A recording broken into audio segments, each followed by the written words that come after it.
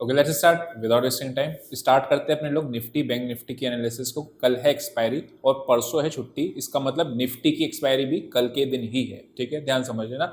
उस हिसाब से ही अपने एनालिसिस को आगे बढ़ाएंगे। डेटा पॉइंट्स किस तरीके के बने हैं और किधर की तरफ मूव आएगा वो भी देखने को अपना मजा आएगा। कल हम लोगों ने एक चीज देखी थी बैंक निफ्टी के अंदर कि मार्केट के अंदर क्लोजिंग खराब हुई है, राइट। कैसे था कि मार्केट में जो लास्ट में जो ये मूव आया था इसने क्लोजिंग खराब कर दी थी, और अगर इसके नीचे जाती है तो अपने को एक वापस से सेल का ट्रेड मिलेगा टुवर्ड्स कहां तक के लिए, यहां तक के लिए। यानी कि अपने को बाय किधर करना था, इसके आसपास कोई पॉजिटिव एक्शन मिलेगा तब बाय करना था, अदरवाइज बाय कहां करना था, इसके ऊपर निकलने में 50,700 का लेवल, अगर आपको याद हो, है ना। 700 के ऊपर बाय था, 500 के नीचे आपका सेल था। सिंपल ट्रेड था। अब कल भी आपका बहुत सिंपल होने वाला है, अगर मैं बताऊंगा कैसे। अभी फिलहाल समझना क्या है, मार्केट नीचे आया, नीचे आने के बाद वापस से यहाँ पे एक फ्लैग बनाया। हम लोग आज बहुत बहुत बच गए। एक्सीडेंट होने से कैसे बचा मैं बताता हूँ। यहीं के आसपास पॉजिटिव एक्शन होना था, 300 के आसपास हमने बाय किया था, 350 तक गया था वो, लेकिन उसके बाद वापस से कॉस्ट पे आया तो हम लोग निकल गए। क्यों निकल गए इसका रीजन आपको एडिटर आपको फोटो लगा देगा, उसमें आपको दिखेगा कि मैंने बताया घंघोर नेगेटिव डेटा जब भी होता है ना, उस केस में आपको क्या करना होता है, रिवर्सल को प्लान नहीं करना होता है, मतलब बाय ऑन डिप्स की स्ट्रेटेजी को यूज नहीं करना होता है। उसके बाद फिर हम लोगों ने बाय किया ही नहीं ट्रेड को। ठीक है, सेम निफ्टी में भी था, निफ्टी में भी एक छोटा सा प्रॉफिट लिया था, बट उसमें भी निकल गए थे बिकॉज डेटा की कैटेगरी जो थी वो घंघोर नेगेटिव वाली थी, राइट। घंघोर नेगेटिव की कैटेगरी है, घंघोर पॉजिटिव की कैटेगरी, दोनों ही केसेस में आपको क्या करना होता है। अगर मान लो घंघोर पॉजिटिव होता डेटा, उस केस में आपको पता क्या करना होता है, सेल नहीं करना होता है, कि सेल ऑन राइज की अपॉर्चुनिटी नहीं यूज करनी होती, राइट। चलो, अब एक्चुअली में आपके एनालिसिस स्टार्ट है और अब आगे बढ़ते हैं, स्टार्ट करते हैं। बिल्कुल डे लो पे जाके मार्केट क्लोज हुआ है। अब खुद सोचो, अगर मार्केट कल ऊपर खुलता है, आपने एक ओपनिंग रेंज के ब्रेकआउट की स्ट्रेटेजी लगाई, क्यों लगाई, यहां पे करे हुए शॉर्ट सेलर्स। अब आप बहुत सिंपल मार्केट को रखो, बहुत सिंपल। हम लोग कौन सा केस डिस्कस कर रहे हैं, गैप अप का। कोई बोलता है मैं बहुत जोर तेजी से निकल जाता हूँ फ्लो में, मैं आराम आराम से बताता हूँ। पहला केस हम लोगों ने देखा गैप अप का। अगर गैप अप लगेगा तो आप क्या सोच रहे हो, ये वो लोग यहाँ पे शॉर्ट करें, क्या इनको खतरा होगा? The answer is absolutely no, है ना। जो लोग कॉल शॉर्ट करे हुए हैं यहाँ पे, ठीक है, हमेशा बड़े प्लेयर के पॉइंट ऑफ व्यू से देखना चाहिए, तो आपको एक ज्यादा क्लियर आइडिया लगेगा। अगर सोचो जिसने खुलते ही शॉर्ट किया उसको कोई प्रॉब्लम नहीं है, जिसने यहाँ पे शॉर्ट किया क्या उसको प्रॉब्लम होगी? The answer is no. क्यों? क्योंकि मार्केट तो यहीं कहीं खुली है, कॉल में तो ऑलरेडी महंगा प्रीमियम होता है ना, थीटा भी, तो उसको एडवांटेज मिल रहा होगा। तो अगर मार्केट गैप अप खुलती है तो होगा क्या, ये वाले जो कॉल राइटर्स है ना, ये क्या करेंगे, इस जगह की पुट को राइट करना शुरू कर देंगे और उनका एक स्ट्रेंगल बन जाएगा। फिर मार्केट क्या होगा, आपका इधर के ऊपर की रेंज में रह जाएगी और नीचे आपको बॉटम मिल जाएगा, मार्केट इधर ही आपके आसपास आके क्लोज हो जाएगी, अगर मार्केट में गैप अप खुलता है और ओपनिंग रेंज ब्रेकआउट में ब्रेकआउट आता है। ठीक है, पहला केस। सेकंड चीज क्या होगा, अगर मार्केट खुलती है ऊपर और थोड़ा सा फिर अपने को ना क्या देखना है, किस तरीके से आपके बिहेव कर रहे हैं स्टॉक्स। अगर स्टॉक्स बिहेव कर रहे हैं तो फिर मार्केट एक बार को ये वाले कॉल राइटर्स को परेशान कर सकती है जो 50,000 पे कॉल बेच के गए हैं। अगर 50,000 वाले कॉल राइटर्स परेशान होंगे तो वापस से एक 50,200 तक का मूव मिलेगा। क्यों? क्योंकि 50,200 पे ही आपकी एक सपोर्ट थी और वही आपका एक रेजिस्टेंस बन जाएगा। क्लियर केस हो गया क्या आपका? केस रखते हैं, खुलेगा कहाँ नहीं खुलेगा, डेटा भी देखेंगे कहाँ पे चलेगा। ऑब्वियसली कॉल लेटर्स बहुत हैवी होंगे तो डेटा नेगेटिव की साइड पे दिख रहा होगा। फिलहाल अभी हम लोग डिस्कस करते हैं। नेक्स्ट केस क्या होगा आपका, बाय गैप डाउन का केस। अगर मार्केट खुलती है गैप डाउन तो अब समझना क्या होगा, मार्केट में बैठे हैं यहाँ पे शॉर्ट सेलर्स। जैसे मैंने आपको एक चीज बताया था कि मार्केट अगर गैप डाउन ये चलती है, मार्केट कैसे ऊपर चलती रहती है और फिर गैप खुल जाती है, तो क्या ये जो नीचे बाय करके बैठे हैं ये किसी भी टाइम पे प्रॉफिट बुक करने आ सकते हैं, राइट। तो मार्केट पे एक खतरा मंडराता रहता है गिरने का, इस केस में अगर प्रीवियस डे पे तेजी होती है। अब उल्टा करो, प्रीवियस डे है मंदी, तो जब भी किसी भी टाइम पे शॉर्ट सेलर्स अपने शॉर्ट्स को कवर करने आएंगे, मार्केट उस केस में ऊपर जाएगा। लेकिन ध्यान से समझना होता क्या है, जब मार्केट गिरती है ना तो फ्लो में गिरती है। उस केस में होता क्या है, पैनिक पहले पुट राइटर करता है, ठीक है। पुट राइटर जैसे कॉल राइटर जो होता है ना, बेच के चुपचाप बैठा रहता है, थोड़ी देर बैठा रहेगा, लेकिन पुट राइटर बहुत जल्दी पैनिक करता है। जब ये पैनिक करेगा तो थोड़ा सा मार्केट, ये केस कौन सा चल रहा है, डाउन का है ना, ध्यान से समझना।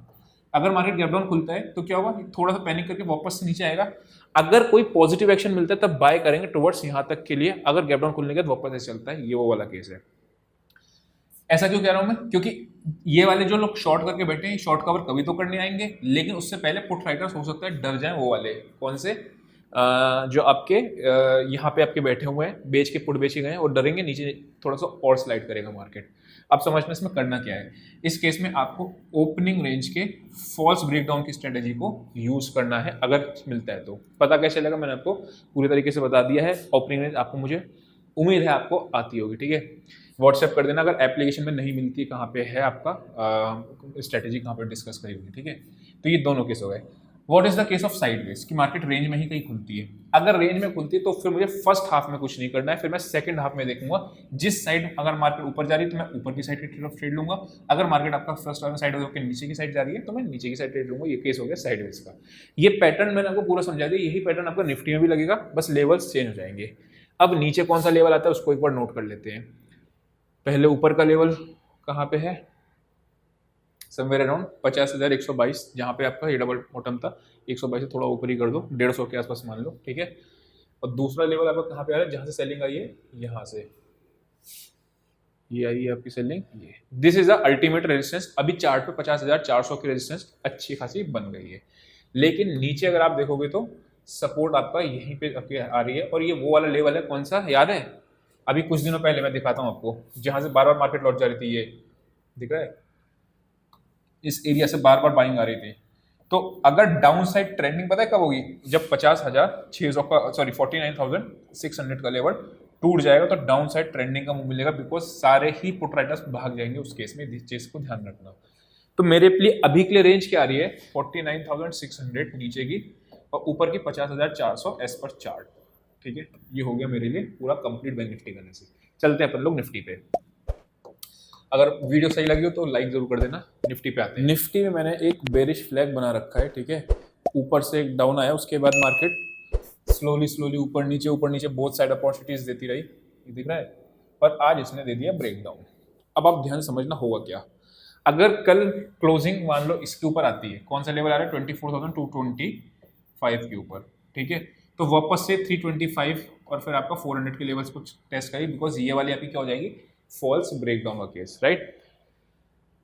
मार्केट में निफ्टी में क्या है, कल मैंने आपको बताया भी था कि निफ्टी को अगर बाय करना थोड़ा नीचे पे बाय करना, लेकिन बाय का इसमें भी हमने यहाँ पे बाय किया था, इस कैंडल पे, ठीक है। सॉरी इस वाली नहीं, इस वाली कैंडल पे।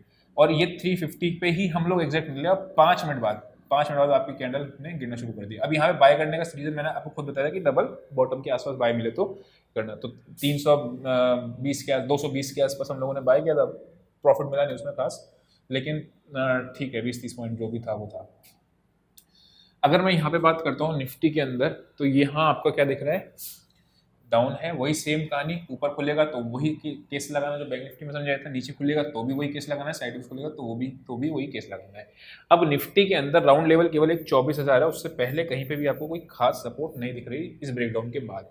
तो अगर मैं बाय करने के बारे में सोचूंगा तो मेरे को कहीं पे 23,900 925 के आसपास कुछ मिलता है तभी सोचूंगा, अदरवाइज बाय मैं कहाँ करूंगा 24,225 के ऊपर, ठीक है। तो ये दो लेवल को अपने लोगों, सॉरी गलत लिख दिया, 24,225 इसके ऊपर बाय करूंगा, या फिर मुझे 24,000 पॉजिटिव एक्शन, मतलब हो सकता है 24,000 में पॉजिटिव एक्शन मिल जाए, हो सकता है 23,900 के आसपास पॉजिटिव एक्शन मिले तब। तो 23,900 is a very important level की अगर वहां पे आती है तो एक बार जरूर को बाय को अटेम्प्ट करेंगे, चाहे आपका डेटा घंघोर नेगेटिव भी कैटेगरी में क्यों ना आ रहा हो, क्योंकि स्टॉप लॉस हिट होगा तो होगा, देखा जाएगा, लेकिन वो अच्छा एरिया है बाय करने का। ऑप्शन चेन पे चल के देखते हैं कहाँ पे कॉल राइटर और पुट राइटर बैठे हैं। चलते हैं अपने लोग ऑप्शन चेन पे और देखते हैं ऑप्शंस का डेटा किस जगह पे प्लेस्ड है, ठीक है। अगर मैं बात करता हूँ तो 17 सबसे ज्यादा पहले कहाँ है, 24,300 पे आपकी सबसे ज्यादा कॉल्स बैठी है ना, और वो आज कॉल एडिशन वहाँ पे अच्छी खासी क्वांटिटी में हुआ है 51 लाख में। तो ऊपर के रेंज एज पर डेटा तो 24,300 आई रही है। मैं ऑप्शंस के लेवल की बना के एग्जैक्टली रेंज क्या बन रही है आपको टेलीग्राम पे मेंशन कर दूंगा, फ्री वाले टेलीग्राम पे, तो आपको एक क्लियर आइडिया लग जाएगा कि अच्छा ऑप्शन बेस कहाँ पे बैठा हुआ है। तो 24,000 इसमें तो यहाँ दिख रही है। अच्छा जो टेलीग्राम है उसको ध्यान से रखना, वो जिसमें ब्लू टिक लगा है ना उसी को ज्वाइन करना, अदरवाइज इधर उधर के मत करना, ठीक। 23,900 पे ही आपका सबसे ज्यादा पुट्स है, और यही मैंने आपको भी चार्ट पे भी बताया था कि अगर यहाँ के आसपास मुझे मिलता है बाय तो मैं अच्छा बाय सिग्नल मिलेगा। मीनवाइल क्या करें, मतलब मार्केट बीच में करें तो क्या करें, अब लेवल थोड़े से दूर दूर हो गए हैं, तो 200 के आसपास अगर कुछ मिलता है या ओपनिंग में जिस तरीके से स्ट्रक्चर बनता है वो करना है। बड़े बड़े लेवल ही आ रहे हैं, बिकॉज जब मार्केट में एक मूवमेंट बड़ा आता है ना किधर की भी साइड, तो आपके लेवल्स भी थोड़े से दूर हो जाते हैं एज कम्पेयर टू पास के, है ना। तो वो चीज़ अपने को ध्यान में रखना है।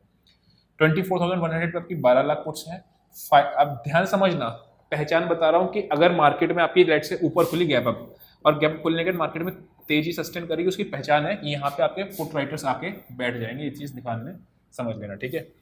इधर आपके कॉल राइटर्स हैवी हैं as compare to put writers which indicates negative data, और वो बनना ही था बिकॉज मार्केट आपका डे लो पे जाके बंद हुआ है, ठीक है। बैंक निफ्टी में भी एक बार देख लेते हैं। अच्छा, कुछ लोग कहेंगे पीसीआर 0.52 क्या ओवरसोल्ड है? एक्सपायरी पे काम नहीं करता है, ठीक है, इन जनरल केस में काम करता है वो। यहाँ अगर मैं देखता हूँ तो यहाँ पे क्या दिख रहा है मुझे, बैंक निफ्टी में 50,000 पे 16 लाख, 11 लाख, 21 लाख और 50,500 पे तो मैक्सिमम बैठे ही है, यानी ये लेवल तो अभी एक्सपायरी पे उठता हुआ नहीं दिख रहा है। नीचे कहाँ पे अगर आप देखोगे तो क्या दिख रहा है आपको, 11 लाख पुट्स, 8 लाख, तो वो ऑब्वियस सी बात है, वो डेटा आपको ज़्यादा कॉल्स राइटिंग दिखाएगा as compare to put writing. लेकिन अगर किसी कारणवश गैप खुला, अगर खुला तो आप देखना वही वाला सिनेरियो होगा, तब आपको बाय के बारे में सोचना है, नंबर 1। और नंबर 2 आपको क्या करना है, अगर मार्केट गैप डाउन खुलेगा तो भी स्ट्रक्चर मैंने आपको बता रखा है किस तरीके से यूज़ करना है। लेवल्स भी निफ्टी के हम लोगों ने मेंशन कर लिए हैं। बैंक निफ्टी में आपका 49,600 है, ऊपर आपका 50,400 का लेवल है जो आ रहा है। एग्जैक्ट लेवल मैंने आपको बताया था कि टेलीग्राम पे बता ही दूंगा। अभी के लिए इतना ही, see you next session, till then bye bye.